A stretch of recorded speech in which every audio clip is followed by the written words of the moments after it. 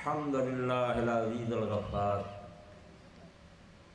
والصلاة والسلام علی سیدنا محمد سید الابرار وعلی اہل بیتہ الطیبین الطاہرین وعلی اصحابہ المصطفى الاخیار۔ اما بعد، واجب الاحترام سامعین کرام، آپ کی اس تقریب میں شریک ہو کر میں بڑی بری مسرت محسوس کر رہا ہوں۔ اللہ گواہ کہ مجھے اس محفل کو دیکھ کر انتہائی خوشی ہو رہی ہے، دو باتوں کی وجہ سے۔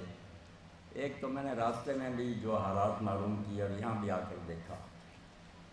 کہ جدید و قدیم کا امتزاج جو کاظمی صاحب کو سوجا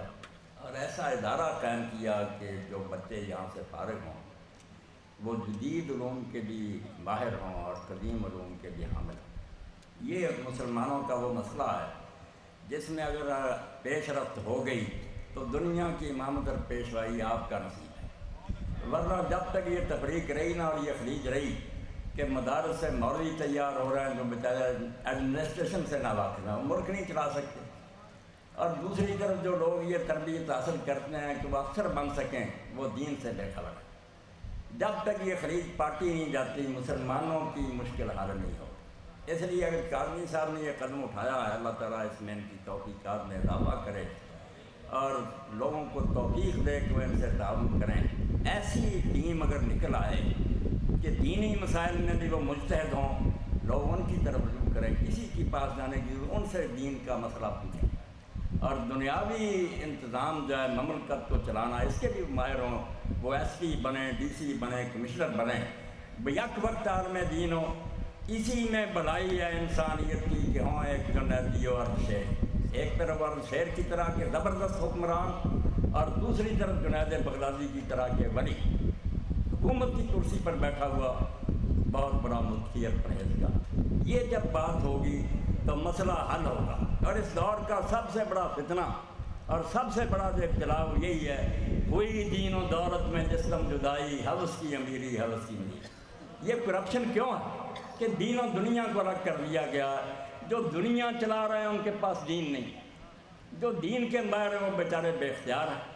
اگر ان کو اکٹھا کر دیا جائے کہ وہی لوگ صاحب اقتدار ہوں، وہی لوگ جو ہیں ان کے پاس دین کا علم اور تقویٰ ہو،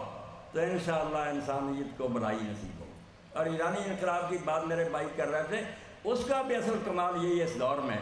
کہ صدیوں سے لوگوں نے یہ سمجھ لیا تھا کہ اسلام آؤٹ آف ڈیٹ، یہ پرانا ہے، اب اس کا دور نہیں رہا، یار مسئلہ مسائل ٹھیک ہے، نماز روزہ حج کا کرو، یہ حدود شریعہ کا نفاذ اور اسلامی حکومت یہ خواب خیال کی باتیں ہیں، مگر یہ بالکل ایک حقیقت بن کے لوگوں کے سامنے آ گیا کہ نہیں، یہ پرانا نہیں، یہ ہر دور میں گلے تازہ ہے، اس کی خوشبو ہمیشہ تازہ ہے۔ لوگوں نے آنکھوں سے دیکھ لیا کہ ایک مملکت چل رہی ہے، اس کے سارے شعبے کام کر رہے ہیں اسلام کے تحت، اور وہ دنیا کو دعوت دیتی ہے کہ آؤ ہمارا دیکھو طریقہ، تمہیں پتہ چلے کہ محمد رسول اللہ صلی اللہ علیہ وسلم صرف اس دور کے امام نہیں تھے، قیامت تک انسانیت کی باغ ڈور آپ کے ہاتھ، آپ امام اور پیشوا ہے، آپ کا لایا ہوا دین انسانیت کے آخر تک رہنمائی کے لیے کافی۔ تو ایک تو یہ دین و دنیا کا امتزاج دیکھ کر انتہائی خوشی ہوئی کہ کوئی ادارہ تو ایسا برپا ہوا اور اس نے یہ قدم اٹھایا، اور اللہ تعالیٰ اس کو آگے بڑھانے کی توفیق دے کہ بیک وقت عالم دین بھی وہ تیار کرے اور دنیا کا انتظام کرنے والے افسر بھی تیار کرے، اور اس کے ساتھ اس پر بھی انتہائی مسائل ہوئی کہ برادران اور خواہران دونوں، بچیاں بھی پڑھ رہی ہیں، بچے بھی پڑھ رہے ہیں، ان کی ماشاءاللہ تعداد بھی حوصلہ افزا ہے، تھوڑے نہیں، اس گئے گزرے زمانہ میں بھی اس طرف رجوع کرنے والے بہت کثیر تعداد ہیں۔ الحمدللہ خوشی ہوئی، اللہ تعالیٰ مزید برکت دے اور اس ادارے کو اور اللہ تعالیٰ مزید ترقی نصیب فرمائے۔ اور دوسری بات جو ہے امام خمینی رحمۃ اللہ علیہ کی، ان کی نہیں ہے، ہمیں اس کے لیے خان وعدہ رسول آل محمد صلی اللہ علیہ وسلم کی تاریخ کو پڑھنا ہوگا۔ یہ دعوت جو ہے نا اتحاد کی،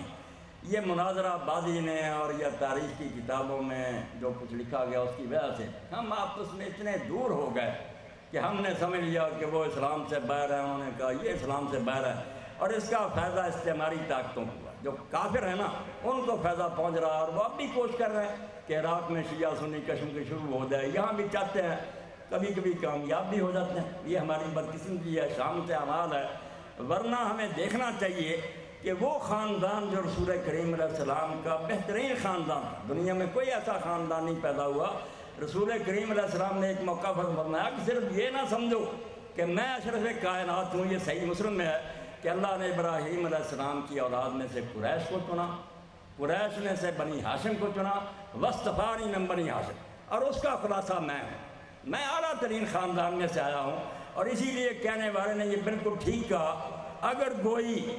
کہ علی خاندان نظر بر خاندان مصطفیٰ کا، اگر خاندانوں پر فرق کرتا ہے تو چھوڑ، تیرے پلے کیا خاندان مصطفیٰ کو دے، ان سے اعلیٰ خاندان کوئی پیدا نہیں ہوا۔ اور رسول کریم علیہ السلام کے بعد اس خاندان نے جس طرز عمل کا مظاہرہ کیا، ہم شیعہ سنی بیعت سے الگ ہو کر اگر دیکھیں، میں اللہ کو حاضر ناظر کر کے کہتا ہوں کہ علی علیہ السلام اور ان کی اولاد نے اسلام کے ساتھ جو احسان کیا وہ کسی نے نہیں۔ بعد میں جو حالات پیدا ہوئے کوئی شک نہیں وہ ایسے ہی تھے کہ ان میں رنجش کا مقام، رنجش ہوئی گی، اب اس کو کوئی چھپا نہیں سکتا۔ نہ شیعہ کو اسلام میں خضرا پودا ہے نہ سنی، پہلے دن ہی حضور کی وفات کے بعد بن گئے، جنہوں نے کہا حکومت جو صحیح منتخب ہوئی ہے وہ سنی ہو گئے، ان کو آپ حزب اقتدار کہہ لیں، اور جنہوں نے کہا نہیں پروٹسٹیٹ کیا کہ یار کوئی انتخاب نہیں ہوا، رسول اللہ تو دفن بھی نہیں ہوئے، جلد بازی کی گئی، وہ لوگ اہل تشیع ہو۔ یہ دونوں اسلام کے طرح سے دو شاخیں نکلی، کوئی بات نہیں۔ اور جمہوری حکومتوں میں جیسا کہ بھائی حوالہ دے، جمہوریت میں ہے ہی کہ اختلاف رائے تو ہوتا، اکثریت نے کہا بس ٹھیک ہے انتخاب، کچھ لوگ تو جو ہے انہوں نے کہا نہیں ٹھیک۔ اب اس میں انعام جو تھے شیعوں کے، کوئی سنی اس کو چھپانا چاہے نہیں، یہ ممکن۔ حدیث کی اعلیٰ ترین کتابیں بتاتی ہیں کہ ناراض ہونے والوں میں خود امیر المومنین علی علیہ السلام بھی تھے، ان کے ساتھ بڑے بڑے جلیل القدر صحابہ بھی تھے جو ناراض تھے کہ یہ صحیح نہیں ہے،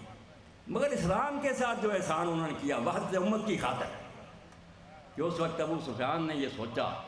کہ اگر حضرت عباس کو اپنے ساتھ گانٹھا جائے، وہ رسول اللہ کے چچا ہے، حضرت علی کے بھی باپ کی جگہ ہے، میرے بھی پرانے دوست ہیں جاہلیت کے، ان سے جا کر مراقب اور کہا کہ بھائی علی کو جا کر کھڑا کریں، یہ کون ہے بنو تیم کے 4 افراد ہیں مکہ میں، ان کا آدمی خلیفہ بن گیا، نبی ہم میں سے پیدا ہوا، ہم اپنا ناف کی اولاد مر گئے، ایسا ایشو تھا کہ آگ لگ جاتی۔ حضرت عباس بھی ان کی باتوں میں آگ، مگر آپ نہج البلاغہ میں دیکھیں، استیاب ابن عبد البر کی دیکھیں، سنتے ہی آپ نے کہا چچا تم کس چکر میں پڑ گئے، اور ابو سفیان سے کہا جاہلیت میں اسلام، کفر میں بھی تو اسلام کا برا تختہ رہا، اور اب کلمہ پڑھنے کے بعد بھی اسلام کو تباہ کرنا چاہتا، تو حیا کر ہے، اگر میرے بھائی کو لوگوں نے بنا لیا اور میں اس پر ناراض بھی ہوں تو میں رسول اللہ کا کلمہ مدینہ میں ہی دفن کر دوں، یہ نہیں ہو سکتا، کلمہ جاری رہنا چاہیے۔ میرے ساتھ اگر زیادتی کی ہوئی ہے اور میری حق تلفی ہوئی ہے تو میں اس کے لیے اسلام کو برباد نہیں کر سکتا۔ اور اس فراخ حوصلے کے حال دیکھیں، شیعہ بھی غور کریں کہ امام کی سیرت کیا، ناراض ہیں مگر جب مشورہ کوئی مانگا بغیر کسی تحفظ کے مشورہ،